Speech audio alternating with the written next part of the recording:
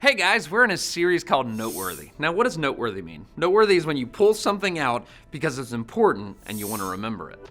Now, the Bible is filled with lots and lots and lots of amazing stories, wonderful stories about men, women, and especially God. But how do you know what's noteworthy? Sometimes it's almost like there's so much. How do you know?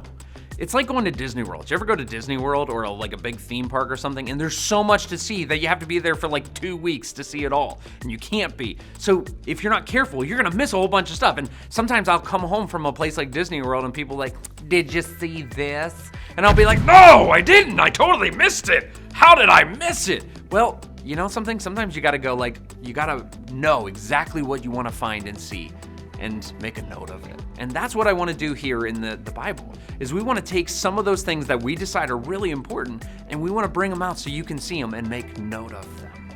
And we're going to talk about some people that maybe you've missed in the past. Someone by the name of Rahab. Now, Rahab lives in a city called Jericho. That is an awesome name, Jericho. That actually sounds like a really cool dog name. Jericho, like sing 'em, Jericho. Except, you know, it'd be really sad if it was like a little, like, you know, one of those like little dogs. That would be a real bummer. Anyway, she lives in this city called Jericho. Now, Jericho is a big city at the time, and it's got these huge walls that wrap around the entire city, about 13 feet high. Rahab and her family lives attached to one of the walls, on the second floor of one of the walls. At this time, Rahab and Jericho, they are not a very nice people. As a matter of fact, they're kind of wicked. The whole city is filled with wickedness. They do not follow God, and they do some bad things. Even Rahab. And you might be saying, like, this doesn't sound like a Bible hero. Aren't Bible heroes, like, perfect? No. That's one of my favorite things about the Bible, is it talks about real people. That's real people, real mistakes, real paths that can be used by God. And that's the whole story of Rahab. So in spite of all these mistakes, God is about to use her in a way that will change history.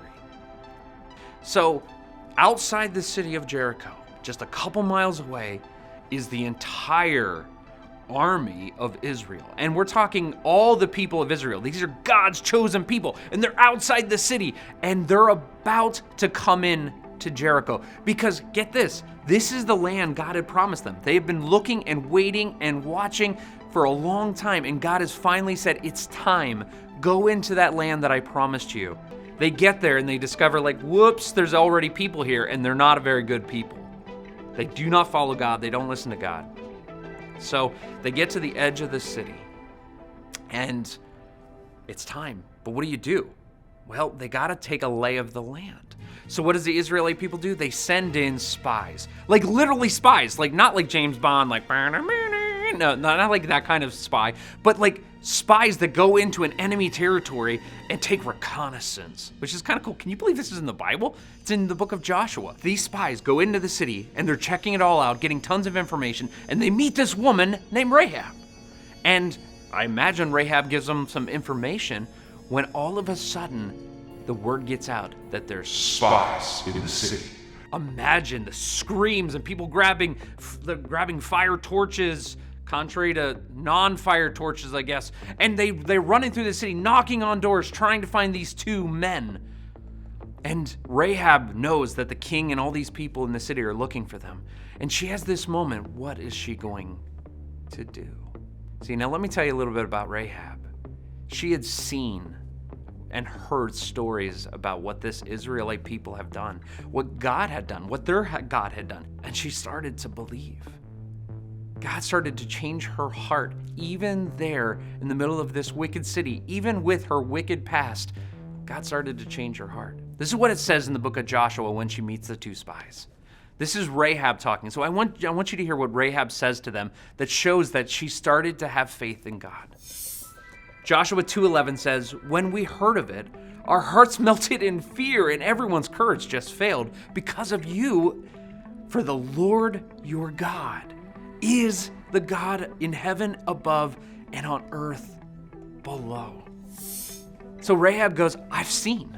She goes, I've heard, I've seen. You guys are different. This God of yours is different. And she goes, you know something? I believe.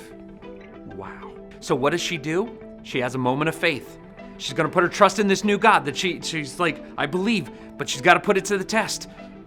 So she takes the 2 spies. She takes them up to the roof of her house. She hides them under some branches.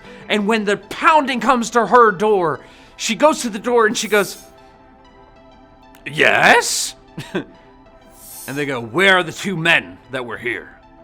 And Rahab goes, oh, you just missed them. She goes, they just left out to the countryside. If you leave right now, you're going to catch them. Go now. You should probably go right now. And they do. Rahab saved their lives and risked her life. But she put her trust in this God because she was like, this God's pretty powerful. And I'm going to put my trust in him. Wow.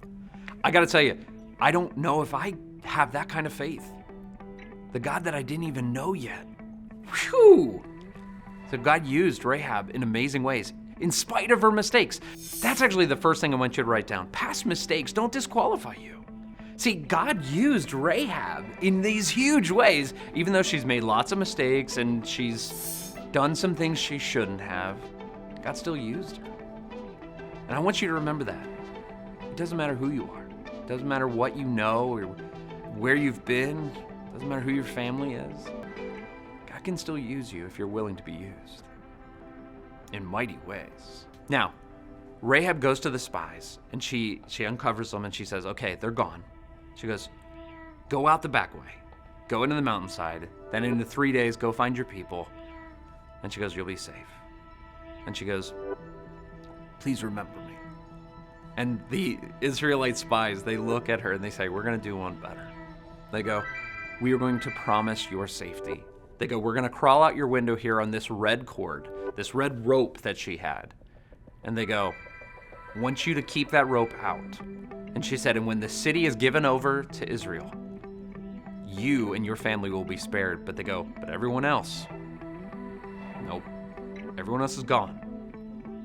But they go, but you are safe as long as you have this red cord hanging out your window. And that's a sign, again, another act of faith, but it's a sign that you trust in God. So the spies leave, and sure enough, exactly like they said would happen, happens. The entire city is just basically gone. The walls fall down. It's an amazing story. You got to hear the rest of it. But Rahab and her family are spared because of her faith. Simple faith can be used for huge purposes. Simple faith. It's not ridiculous what she did. She was there in the right moment at the right time. God asked her to have faith about something, and she did it.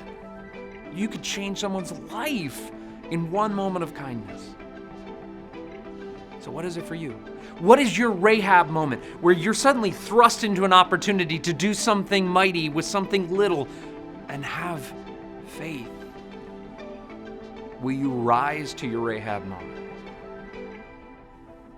Question, it's yours. But a little bit of faith can do some incredible things. Rahab learned that firsthand. Have an amazing week, guys. We'll see you next week.